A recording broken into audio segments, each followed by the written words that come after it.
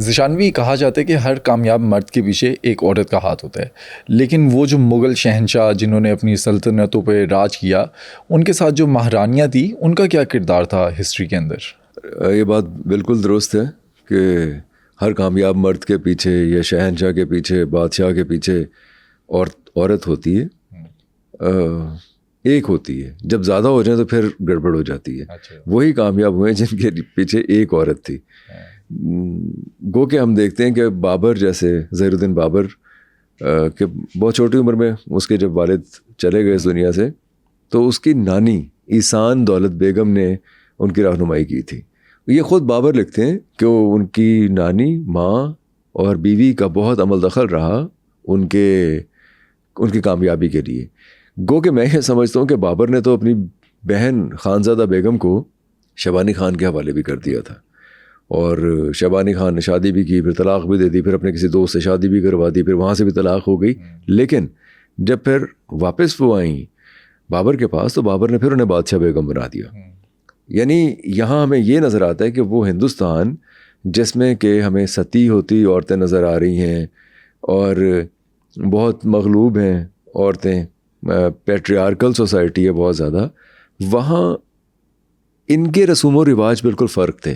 یعنی کہ ترکوں کے یا منگولوں سے جو چلتے ہوئے آ رہے تھے، ترکوں کے خاص طور پہ، وہ ان عورتوں کو بہت زیادہ، یعنی کہ وڈو ہونا ہندوستانی معاشرے میں تو ایک بہت ہی بڑی برائی سمجھی جاتی تھی، کلنک کہا جاتا، کلنک تھا. اول تو ستی ہو جایا کرتے جو کہ بہت ہی ظالمانہ رسم تھی.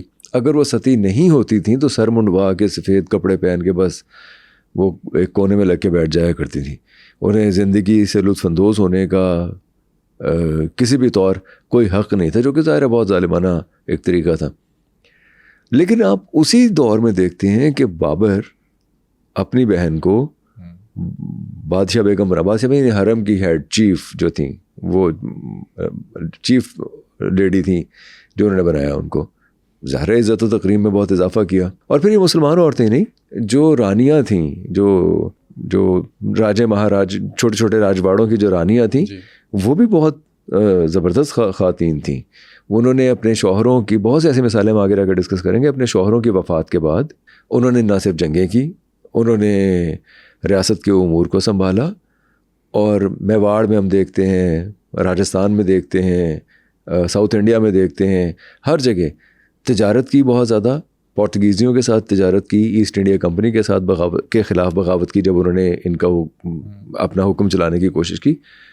اور تو خواتین ہیں. لیکن آپ یہ یاد رکھیے، یہ ساری خواتین، چاہے وہ مغل حکمرانوں کی خواتین تھیں یا مختلف پرنسلی اسٹیٹس یا راجواڑوں میں چھوٹی چھوٹی ریاستوں کی رانیاں تھیں، یہ عمراء تھیں. امیر طبقہ تھا، بالائی طبقہ تھا ہندوستان کا. ہندوستان میں کروڑوں عورتیں ایسی زندگی نہیں گزار رہی تھیں. اگر ہم بات کریں، ایک طرف مغلیہ جو مہارانیاں تھیں، رانیاں تھیں، دوسری طرف جو عام وہاں کی خواتین تھیں، ان کا کیا سٹیٹس تھا؟ ان کو کیا حقوق اور عزت ملتی تھی اس ٹائم پہ؟ آپ یہ سن کے آپ کو شاید حیرت ہو کہ جو سماجی رتبہ تھا، سماجی رتبہ یعنی عمرہ اور سب سے نیچے والی ذات کی جو خواتین تھیں، نیچے والی ذات کی خواتین اگر بیوہ ہو جایا کرتی تھی، طلاق ہو جایا کرتی تھی، تو وہ دوسری شادی کر سکتی تھی اور وہ کر بھی لیتی تھی. اس کو یہ حقوق حاصل تھے سمہاؤ. لیکن جو بالائی طبقہ تھا اس کو یہ حق حاصل نہیں تھا. بالائی طبقہ میں اگر کوئی عورت وڈو تھی یا کوئی طلاق یافتہ تھی تو اس کی زندگی اجیرن ہو جایا کرتی تھی، ختم ہو جایا کرتی تھی. یہ تو ایک چیز ہے. ٹرائبل سٹرکچر میں بہت مشکل ہوتا ہے کہ عورتوں کو کوئی حقوق ملے. فیوڈل میں پھر فیوڈل نے ڈومینیٹ کیا ہوتا ہے، وہاں بھی ایک پیٹریارکل سوسائٹی رہی ہے فیوڈل دور میں بھی، مرکنٹائل اکانومی کے دور میں بھی سم ہو. لیکن بہرحال ہم دیکھتے ہیں کہ اسلام بھی مرکنٹائل اکانومی کے دور میں آیا تھا، لیکن وہاں جو ایلیٹ کلاس تھی عورتوں کی، وہ بہرحال تجارت بھی کرتی تھیں. ہندوستان کا جو معاشرہ تھا، وہاں ورکنگ کلاس کو کوئی حق حاصل نہیں تھا.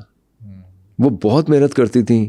وہ کپاس چننے سے لے کے، کھیتی باڑی کرنے سے لے کے، عمراء کے بچے پالنے سے لے کے، گائے بھینسیں پالنے سے لے کے، مطلب ہر جو ایک مشکل کام تھا یا ایک محنت طلب کام تھا، وہ سارا وہ خواتین کرتی تھی. اور ان کے لیے کوئی قانون ہمیں نظر نہیں آتا ویج ارننگ کا. ہمیں مطلب، اور یہ آج بھی ہے. یہ ضروری نہیں کہ ہم جو آج سے 17ویں صدی کی یا 16ویں صدی کی بات کر رہے ہیں تو یہ انفارچونیٹلی یہ آج بھی ہے. یہاں کئی علاقوں میں آج بھی اس طرح سے ہے. خواتین جاتی ہیں، وہ جا کے کپاس چنتی ہیں یا وہ جا کے کھیتی باڑی کرتی ہیں، وہ اور ان کو گندم کی 2-4 بوریاں مل جاتی ہیں تو اس سے ان کا گزر بسر ہو جاتی ہے. یعنی کہ ہندوستان کا معاشرہ، زیادہ بڑا معاشرہ، عورتوں کو محض سبسسٹنس لیول پہ زندہ رکھنے کے لیے ان سے بہت مشقت کرواتا تھا. آج بھی عورتیں آپ کو نظر آتی ہیں کہ وہ کئی اینٹیں اٹھا کے کئی منزلیں چڑھ رہی ہوتی ہیں، بھٹوں پہ کام کر رہی ہوتی ہیں. تو یہ سب کچھ اس زمانے میں بھی تھا. یہ تو ہماری نالائکی ہے نا کہ ہم ایک انجسٹ سسٹم آج تک رکھے ہمیں. اس زمانے میں تو اور بھی دیگر حالات تھے عورتوں کے. تو ناٹ ٹو اسپیک آف کہ وہ کسی آرٹ میں، کلچر میں، فنون میں، کسی ادب میں حصہ لیں. وہ تو خیر اس بات کو سوچا بھی نہیں جا سکتا تھا. یہ تھا کہ ان جو وہ محنت کرتی تھی اس کا بھی معاوضہ ٹھیک طریقے سے نہیں ملا کرتا تھا.